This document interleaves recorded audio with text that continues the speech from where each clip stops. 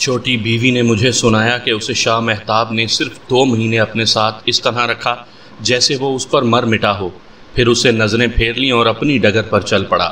چھوٹی بیوی کو پہلی بار پتہ چلا کہ رات اس کے خاوند کے پاس ایک غیر عورت آئی تھی تو اس نے شاہ مہتاب سے گلہ شکوہ کیا۔ شاہ مہتاب نے اسے بری طرح ڈانٹ پلا دی اور یہ دبک گئی۔ آخر نوجوان لڑکی تھی اور خاوند کو اپنا رفیق سمجھتی تھی اور اس خوش فہمی میں مبتلا ہو گئی تھی کہ یہ خاوند اس کی ذاتی ملکیت ہے۔ ایک بار پھر اس نے شاہ مہتاب سے باز پرس کی کہ گزشتہ رات وہ کون تھی جو آئی تھی۔ شاہ مہتاب نے اسے ایک تھپڑ منہ کے ایک طرف اور دوسرا دوسری طرف مار کر کہا کہ پھر کبھی زبان کھولی تو شہر کے کنجروں کے پاس بھجوا دوں گا اور چکلے میں بوڑھی ہو کر مرو گی۔ اس کے بعد کبھی 5ویں 6 مہینے شاہ مہتاب اسے اپنے بیڈ روم میں بلا لیتا اور اس کے ساتھ اس کا رویہ ایسا ہوتا جیسے یہ اس کی بیوی نہیں بلکہ زر خرید لونڈی ہو۔ اب یہ چھوٹی بیوی شاہ مہتاب کے قید خانے میں 11-12 برس گزار چکی تھی۔ اس کا بیان طویل تھا جس میں اس نے کچھ باتیں تفصیل سے سنائی تھیں۔ کچھ باتوں نے مجھے اس شک میں ڈال دیا کہ یہ ہو سکتا ہے کہ اس نے شاہ مہتاب کو اگر خود قتل نہیں کیا تو کسی اور سے قتل کروا دیا ہے، اور ہو سکتا ہے اس نے کسی پیشہ ور عورت کو جال میں چارے کے طور پر استعمال کیا ہو۔ مجھے اس چھوٹی بیوی کی ایک اور بات یاد آئی ہے۔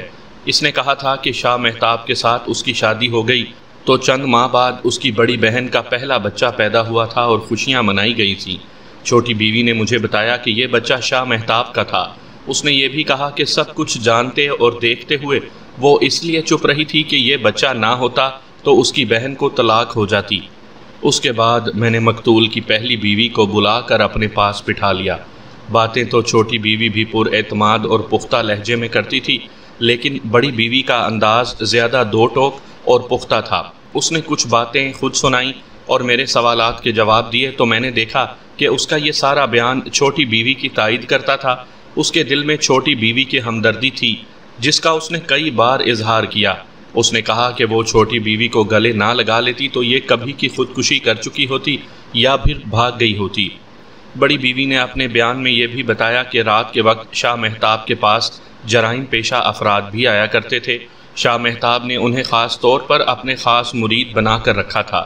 3-3.5 سال پہلے شاہ مہتاب نے ان جرائم پیشہ آدمیوں سے ایک گاؤں میں ایک ہندو ساہوکار کے گھر ڈاکہ ڈلوایا تھا اور مال اس حویلی میں آیا تھا۔ اس نے یہ بھی بتایا کہ اب وہ جرائم پیشہ آدمی شاہ مہتاب کے خاص مرید بنے ہوئے ہیں، لیکن درِ پردہ ان کی کارستانیاں کچھ اور ہی ہیں۔ میں نے اس سے ان دونوں کے نام پوچھے تو اس نے نام بتا دیے۔ اگر کسی اور پیر کا ذکر ہو رہا ہوتا تو میں یہ سن کر حیران نہ ہوتا کہ اس نے جرائم پیشہ اشخاص اپنے ساتھ رکھے ہوئے تھے۔ یہ نہ اس دور میں کوئی نئی خبر تھی، نہ آج یہ کوئی نئی انوکھی بات ہے کہ ان پیروں نے درِ پردہ گنڈے اور جرائم پیشہ اشخاص اپنے پاس رکھے ہوئے ہیں اور ان کی وہ پرورش کرتے ہیں۔ ان سے وہ اپنے مخالفین کی سرکوبی بھی کرواتے ہیں اور بڑے سنگین جرائم کا ارتکاب بھی۔ حیرت ناک بات یہ تھی کہ جسے میں اپنا پیر و مرشد سمجھتا تھا اس نے بھی جرائم پیشہ اشخاص اپنے پاس رکھے ہوئے تھے، رکھے بھی ایسے پوشیدہ اور خفیہ طریقے سے کہ میں علاقے کا تھانے دار تھا جسے ہر خبر ہوتی تھی، لیکن میں یہ جان نہ سکا کہ اس معاملے میں شاہ مہتاب دوسرے پیروں سے مختلف نہیں۔ پھر قبلہ شاہ صاحب کو ایک اور آدمی مل گیا۔ بڑی بیوی نے کہا، وہ پنجابی ہے، بڑا ہی خوبرو اور تنو مند جوان ہے۔ 1 سال پہلے آیا تھا اور دیکھتے ہی دیکھتے شاہ مہتاب کا منظور نظر بن گیا۔ میں نے اسے کئی بار رات کو شاہ مہتاب کے ذاتی کمرے میں راز و نیاز کی باتیں کرتے دیکھا ہے، لیکن 3-4 مہینے ہو گئے ہیں یہ پنجابی نظر نہیں آیا۔ مجھے کسی ذریعے سے معلوم ہو گیا ہے کہ شاہ صاحب اور اس پنجابی میں ناراضگی ہو گئی ہے۔ میں ایک اور دلچسپ بات بتاتا چلوں، صوبہ بہار میں اور دیگر ملحقہ صوبوں میں بھی لوگ پنجابی اور پٹھان سے ڈرا کرتے تھے۔ لوگوں کو یقین تھا کہ پنجابی اور پٹھان لڑاکے اور خون خرابہ کرنے والے لوگ ہوتے ہیں۔ یہ بھی کہا جاتا تھا کہ پنجابی اور پٹھان اجڑ ہوتے ہیں جو صرف لڑنا اور مرنا جانتے ہیں۔ اس دور میں پنجابی اور پٹھان کا قد لمبا اور جسم گھٹا ہوا ہوتا تھا۔ اس کے مقابلے میں صوبہ بہار، اڑیسہ اور اس کے ساتھ کے صوبوں کے لوگوں کے قد چھوٹے اور جسم دبلے پتلے ہوتے تھے، جو اب بھی ویسے ہی ہیں۔ میں پہلے بتا چکا ہوں کہ ان صوبوں کے لوگ امن پسند تھے اور لڑائی جھگڑے سے گریز کرتے تھے۔ لوگوں نے کبھی پنجابی اور پٹھان دیکھا ہی نہیں تھا۔ سنا تھا کہ جنگ عظیم کے دوران فوجوں کی نقل و حرکت زیادہ ہونے لگی تو ریل گاڑیوں میں وہاں کے لوگوں نے پنجابی اور پٹھان دیکھے اور ان سے ڈرنے لگے۔ میرے کانوں میں جب 2 جرائم پیشہ اشخاص کے نام پڑے اور اس کے ساتھ یہ بھی معلوم ہوا کہ ایک پنجابی بھی شاہ مہتاب کے پوشیدہ حلقے میں تھا، تو مجھے خوشی سی ہوئی کہ اب میرا کام آسان ہو جائے گا۔ میرا کام اس طرح بھی آسان ہو گیا تھا کہ اس صدمے سے نکل آیا کہ میرا پیر و مرشد عام پیروں جیسا نکلا۔ میں نے اب اس حقیقت کو قبول کر لیا کہ شاہ مہتاب نہ پیر و مرشد تھا، نہ عالم، نہ ولی اللہ، وہ دوسرے پیروں جیسا ہی تھا۔ میں شاہ مہتاب کی حویلی کی تلاشی نہیں لینا چاہتا تھا کیونکہ میں نے ایسی ضرورت محسوس نہیں کی تھی، لیکن بڑی بیوی نے کہا کہ شاہ مہتاب کے خاص کمرے کو ضرور دیکھوں۔ میں اس کمرے میں گیا اور رسمی طور پر تلاشی لی۔ ایک الماری مقفل تھی۔ چھوٹی بیوی نے تالے کی چابی ڈھونڈ نکالی اور تالا کھول دیا۔ جب الماری کے کواڑ کھلے تو مجھے دھچکا سا لگا اور 2-4 سیکنڈ کے لیے میں نے محسوس کیا کہ جیسے میں کسی قدیم بادشاہ کا خزانہ دیکھ رہا ہوں۔ نوٹوں کی گٹھیاں پڑی ہوئی تھیں، 1 روپے کی سکے والی تھیلیاں بھری رکھی تھیں اور زیورات کا تو کوئی حساب ہی نہیں تھا۔ اس خزانے کے ساتھ مجھے ذرا سی بھی دلچسپی نہیں تھی۔ یہ مال حرام کا تھا یا حلال کا، میرا اس کے ساتھ کوئی تعلق نہیں تھا۔ میں اس گھر کے ایک آدمی کے قتل کی تفتیش کرنے آیا تھا۔ مجھے چوری یا ڈکیتی یا حرام خوری کا مال برآمد نہیں کرنا تھا۔ البتہ ایک چیز نظر آئی جو میں نے الماری سے نکال لی اور 2 گواہ بلا کر اس چیز کی برآمدگی کا کاغذ تیار کر لیا۔ یہ ایک ریوالور تھا اور ایک ڈبے میں اس کی گولیاں بھی پڑی ہوئی تھیں۔ مجھے معلوم تھا کہ ریوالور بلا لائسنس ہے۔ تھانے کے ریکارڈ میں چند ایک شکاری بندوقیں لائسنس والی لکھی ہوئی تھی۔ ریوالور کا اس میں ذکر نہیں تھا، نہ ہی یہ کہ شاہ مہتاب کے پاس ریوالور کا لائسنس ہے۔ اتنے میں ہیڈ کانسٹیبل نکوش پا یعنی کھرے دیکھ کر واپس آ گیا۔ میں اسے الگ لے گیا۔ عجیب کھرے ہیں، ہیڈ کانسٹیبل نے کہا۔ ایک پاؤں سیدھا ہے اور دوسرا ٹیڑھا، آگے سے پنجہ باہر کو نکلا ہوا ہے، آپ خود چل کر دیکھ لیں۔ میں نے اسے کہا کہ پہلے وہ مجھے پوری رپورٹ دے، پھر میں اس کے ساتھ چل کر دیکھوں گا۔ اس نے بتایا کہ یہ کھرا حویلی سے نکلا اور چند قدم آگے گیا۔ زمین کچی اور دھول والی تھی، اس لیے کھرے بڑے ہی صاف اور واضح تھے۔ ہیڈ کانسٹیبل نے بتایا کہ عورت چند قدم آگے گئی اور دوڑ پڑی۔ دایاں پاؤں تو ٹھیک پڑتا رہا، لیکن بایاں پاؤں اس طرح پڑتا گیا جیسے کچھ گھسیٹا جا رہا ہو۔ عورت زیادہ دور نہیں گئی تھی کہ کتا اس کے پیچھے گیا۔ کتے کے پنجے صاف نظر آ رہے تھے۔ کتے نے جہاں لڑکی پر حملہ کیا تھا وہاں کتے کے پنجوں کے اور لڑکی کے پاؤں کے نشان گڈمڈ تھے، اور پھر وہاں سے آگے لڑکی کے دوڑتے قدموں کے نشانات تھے۔ لڑکی حویلی کے پچھواڑے چلی گئی۔ وہاں چھوٹی چھوٹی گھاس تھی جس پر کھرا صاف نہیں آ سکتا تھا۔ یہ گھاس حویلی کے پچھواڑے کی لمبائی میں تھی۔ بہرحال ہیڈ کانسٹیبل نے آگے جا کر یہ کھرا پھر ڈھونڈ لیا۔ کھرا کچھ آگے تک نظر آیا، اس سے آگے گاؤں آ جاتا تھا۔ لوگ شاہ مہتاب کے قتل کی خبر سن کر دوڑے آئے اور عورت کے کھرے مٹ گئے۔ ہیڈ کانسٹیبل یقین کے ساتھ کہتا تھا کہ عورت گاؤں میں گئی ہے۔ وہ ایک گاؤں تھا، کوئی بڑا شہر نہیں تھا جہاں ایک عورت گم ہو جاتی اور اسے تلاش نہ کیا جا سکتا۔ میں ہر گھر کی تلاشی لے کر اس عورت کو ڈھونڈ سکتا تھا، لیکن اسے کورٹ میں مجرم ثابت کرنا کسی پہلو ممکن نہیں تھا۔ صرف کھرے کوئی شہادت اور ثبوت نہیں ہوتے۔ یہ عورت کہہ سکتی تھی کہ وہ ادھر سے گزری تھی۔ مجھے ثبوت اور شہادت کی ضرورت تھی۔ میں نے اس کے مطابق فیصلہ کرنا تھا کہ اس ٹیڑھے پاؤں والی عورت کو پکڑا جائے یا نہیں۔ مجھے ان 2 جرائم پیشہ اشخاص پر بھروسہ تھا۔ یہ اب میرے اپنے آدمی تھے۔ ان کا سرپرست قتل ہو گیا تھا۔ جرائم پیشہ لوگ اس پیشے سے باز نہیں آتے، اس لیے یہ پولیس کے ساتھ ایسے تعلقات قائم کیے رکھتے ہیں جو دوستانہ بھی ہوتے ہیں اور معاندانہ بھی۔ میں نے چھوٹی چھوٹی کئی اور باتیں معلوم کر لی تھی اور طوالت سے بچنے کے لیے اس کہانی میں شامل نہیں کی۔ میں نے یہی فیصلہ بہتر سمجھا کہ باقی تفتیش تھانے میں چل کر کی جائے۔ میں نے ہندو نمبردار سے کہا کہ وہ گاؤں کے 2 معزز ذمہ دار قسم کے آدمیوں کو ساتھ لے کر تھانے میں پہنچے۔ ہیڈ کانسٹیبل سے کہا کہ ان دونوں جرائم پیشہ افراد کو تھانے میں لے آئے۔ ان دونوں کو سارا تھانہ جانتا تھا۔ پو پھٹ رہی تھی۔ میں وہاں سے واپسی سفر کو چل پڑا اور تھانے جانے کے بجائے گھر چلا گیا۔ غسل کیا، ناشتہ کیا اور ذرا سا بھی سستانے کے بجائے پھر وردی چڑھا لی اور تھانے جا پہنچا، جہاں 3 ہندو میرے منتظر بیٹھے تھے، 1 نمبردار اور 2 گاؤں کے معززین۔ میں معززین کی جو اصطلاح بتا رہا ہوں اس سے سامعین کو غلط فہمی میں نہیں رکھنا چاہتا۔ پولیس جنہیں معززین کہا کرتی ہے وہ ہوتے تو اونچی حیثیت والے ہیں، لیکن معزز کسی پہلو نہیں ہوا کرتے۔ ان میں خاصے بڑے زمیندار بھی ہوتے ہیں۔ تھانے داروں اور سرکاری افسروں اور اسمبلیوں کے ممبروں کی خوشامد اور چاپلوسی کو اور پولیس کے ہاں جا کر مخبری کو اپنا دین اور ایمان سمجھتے ہیں۔ میرے پاس جو معززین آئے تھے یہ تو تھے ہی ہندو، اس لیے میں انہیں سرکاری طور پر معززین کہتا ہوں۔ غیر سرکاری طور پر پست سطح کے افراد تھے، کسی کو ہندو کہہ دینا ہی کافی ہوتا ہے۔ اس سے پتہ چل جاتا ہے کہ یہ کس اخلاقی سطح اور ذہنیت کا آدمی ہے۔ میں ان تینوں سے یہ توقع نہیں رکھتا تھا کہ وہ مسلمانوں کے متعلق مخلصانہ بات کریں گے۔ ہندو تو ہوتا ہی متعصب ہے، لیکن صوبہ بہار کا ہندو تو سر تا پا متعصب تھا۔ میری ایک بات بڑی غور سے سن لیں، میں نے انہیں کہا، یہ مت سوچیں کہ مسلمانوں کا پیر قتل ہو گیا ہے اور آپ لوگوں نے اس کے خلاف یا مسلمانوں کے خلاف بات کی تو میں ناراض ہو جاؤں گا۔ یہ وہم دل سے نکال دیں۔ میں جانتا ہوں کہ آپ لوگ جب اپنی چنڈال چوکڑیوں میں جا بیٹھیں گے تو اس مقتول پیر کے خلاف اور مسلمانوں کے خلاف باتیں کریں گے۔ میں چاہتا ہوں کہ وہ باتیں میرے ساتھ کریں۔ اگر پیر کو یا کسی بھی مسلمان کو اپنے گھر جا کر برا ثابت کرنا ہے تو وہ میرے سامنے کریں اور بتائیں کہ اس میں کیا خرابی ہے۔ آپ لوگ نہیں بتائیں گے تو میں قاتل کو کس طرح پکڑوں گا؟ کل یہی قاتل آپ میں سے بھی کسی کو قتل کر سکتا ہے۔ سامعین کرام، آپ سن رہے ہیں راؤ شجاع الدین ابو بکر مرحوم کی تفتیشی داستانوں میں سے ایک اردو داستان جس کا نام ہے ٹیڑھا پاؤں سیدھے لوگ۔ یہ اس سلسلے کی قسط نمبر 2 ہے۔ مجھے امید ہے آپ کو میری یہ کاوش پسند آ رہی ہوگی۔ تینوں نے غلامانہ انداز اور لہجے میں وعدہ کیا کہ وہ جو کچھ بھی جانتے ہیں صحیح بتائیں گے۔ میں نے انہیں پہلی بات یہ کہی کہ ان کے گاؤں میں کوئی عورت ایسی ہے جس کا بایاں پاؤں اس طرح ٹیڑھا ہو کہ پنجہ کچھ زیادہ ہی باہر کی طرف رہتا ہو۔ پھر میں نے اس کھرے کے مطابق جو حویلی کے باہر دیکھا تھا اپنا بایاں پاؤں اس زاویے پر موڑا اور میں 3-4 قدم چلا۔ یہ بھی کہا کہ اس عورت کا بایاں پاؤں اگر اتنے زیادہ زاویے پر مڑا ہوا ہے تو وہ سیدھی چل بھی نہیں سکتی ہوگی، اس کی چال میں اچھا خاصا نقص ہوگا۔ میں نے خود پاؤں اس طرح موڑ کر چند قدم اٹھائے تھے اور چلنے میں بہت سی دشواری محسوس کی تھی۔ تینوں نے ایک دوسرے کی طرف دیکھا۔ حفیظے کی بیٹی کی چال دیکھی ہے؟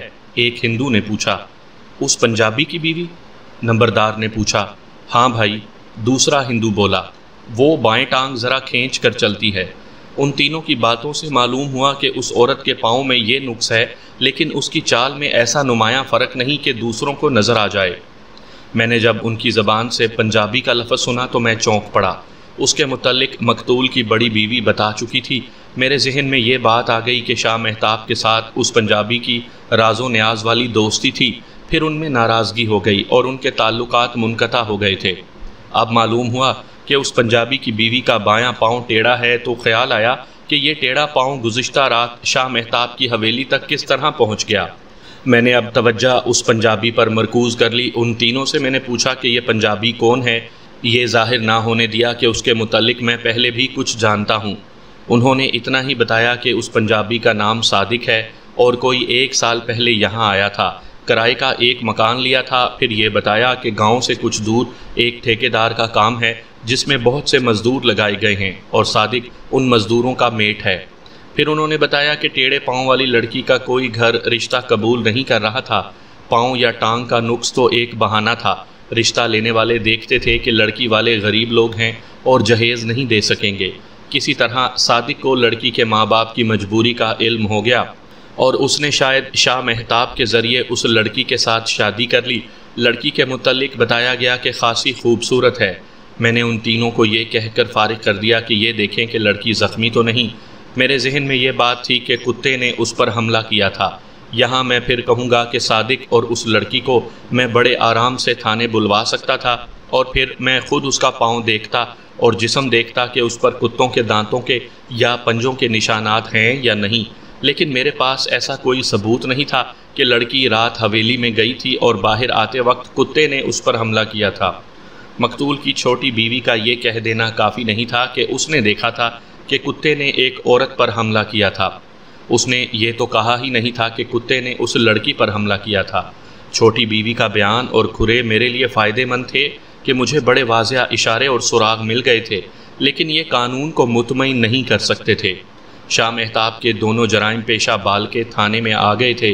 ایک تو اسی گاؤں راجن کا رہنے والا تھا اور دوسرے تھانے کے ایک گاؤں میں رہتا تھا۔ دونوں گھروں میں ابھی سوئے ہوئے تھے کہ انہیں پکڑ لیا گیا اور تھانے میں لے آئے۔ میں نے دونوں کو اکٹھے ہی اپنے پاس بلا لیا تھا۔ تھانے کے ریکارڈ سے اور تھانے کے افراد سے میں نے دونوں کی ہسٹری معلوم کر لی تھی۔ ان میں ایک 2 بار کا سزا یافتہ تھا اور دوسرے کو 1 ہی بار سزا ہوئی تھی اور مختلف جرائم ہی ان کا پیشہ تھا۔ دونوں میرے سامنے بیٹھ جاؤ۔ میں انہیں اپنے سامنے بٹھاتے ہوئے بولا، تمہارا سرپرست اور پالن ہار قتل ہو گیا ہے۔ اب میرے سوا تمہارا کوئی سرپرست اور محافظ نہیں۔ میرے ساتھ ذرا سا بھی جھوٹ نہ بولنا، میں بہت کچھ معلوم کر چکا ہوں۔ جھوٹ بولو گے تو میں دونوں کو شاہ مہتاب کے قتل میں گرفتار کر لوں گا۔ تم اس حویلی کے گھر کے بھیدی ہو، تمام بھید میرے آگے رکھ دو۔ دونوں جانتے تھے کہ سزا یافتہ ملزم معمولی سے جرم میں گرفتار ہو جائے تو اسے زیادہ سزا دی جاتی ہے، اور یہی ثبوت اسے سزا دلانے کے لیے کافی ہوتا ہے کہ یہ سزا یافتہ ہے اور جرائم اس کا پیشہ ہے۔ دونوں نے حسب دستور ہاتھ جوڑ کر وعدہ کیا کہ وہ کچھ بھی نہیں چھپائیں گے۔ دونوں مسلمان تھے۔ میں نے ایک کو باہر بٹھا دیا اور دوسرے کا بیان لیا، پھر اسے اٹھا کر دوسرے کو بلایا اور اس کا الگ بیان لیا۔ میں بات سے بات نکال کر سوال اور جراب بھی کرتا رہا، جس سے دونوں کے بیانات بہت طویل ہو گئے۔ اس روداد میں جو میں قلم بند کر رہا ہوں وہی تفصیلات شامل کر رہا ہوں جو ضروری ہیں۔ دونوں کے بیانات تقریباً ایک جیسے تھے۔ میں زیادہ توجہ صادق پنجابی اور اس کی بیوی پر مرکوز کر رہا تھا، جس کا بایاں پاؤں ٹیڑھا تھا۔ میں نے دونوں سے پہلا سوال یہ کیا تھا کہ شاہ مہتاب کے ہاں اندر خانے کیا ہوتا تھا۔ ایک نے جواب دیا کہ بدی کے سوا اور کیا ہونا تھا۔ دوسرے نے میرے اس سوال کے جواب میں کہا تھا کہ آپ تو ان پیروں کو ہم سے زیادہ جانتے ہیں۔ لوگ ہمیں مجرم کہتے ہیں، لیکن شاہ مہتاب جیسے پیروں کے ہاں جو جرم ہوتے ہیں انہیں نہ کوئی دیکھتا ہے نہ پکڑتا ہے۔ اس دوسرے نے یہ بھی کہا تھا کہ یہ شاہ مہتاب شکار کا ذوق رکھتا تھا۔ اس کے پاس 2 نالی بندوق تھی جس سے پرندوں کا شکار کھیلتا تھا۔ اس کے پاس ایک کتا رکھوالی والا اور بڑا ہی خونخوار تھا، اور ایک اور کتا اس نے شکار کے لیے رکھا ہوا تھا۔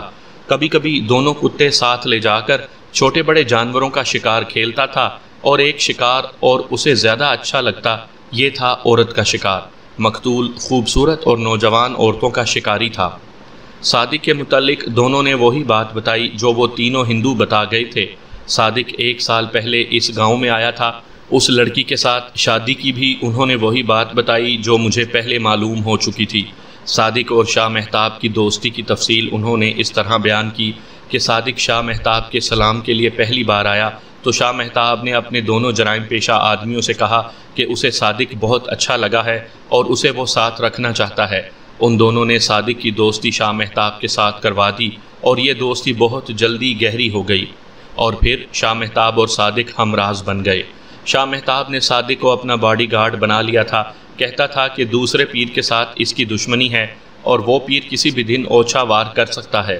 شاہ مہتاب بندوق سے یا کتوں سے جب بھی شکار کھیلنے جاتا تھا، صادق اس روز اپنی ڈیوٹی پر نہیں جاتا تھا اور شاہ مہتاب کے ساتھ شکار پر چلا جاتا تھا۔ صادق کے پاس پیر کا بھرا ہوا ریوالور ہوتا تھا۔ صادق کبھی کبھی رات کو بھی پیر کے خاص کمرے میں اس کے ساتھ رہتا تھا۔ راجن کا رہنے والا حفیظ نام کا ایک آدمی 2-3 مرتبہ اپنی ایک نوجوان بیٹی کو شاہ مہتاب کے پاس لایا تھا اور عرض کی کہ قریبی رشتہ دار بھی اس کی بیٹی کا رشتہ قبول نہیں کرتے، جس کی ایک وجہ یہ بتاتے ہیں کہ لڑکی کی ایک ٹانگ میں نقص ہے، لیکن اصل نقص یہ ہے کہ ماں باپ بیٹی کو منہ مانگا جہیز نہیں دے سکتے۔ شاہ مہتاب انہیں تعویذ دیتا رہا، اور ایک دن صادق نے لڑکی کے باپ کو شاہ مہتاب کے آگے سجدہ کرتے اور روتے دیکھا۔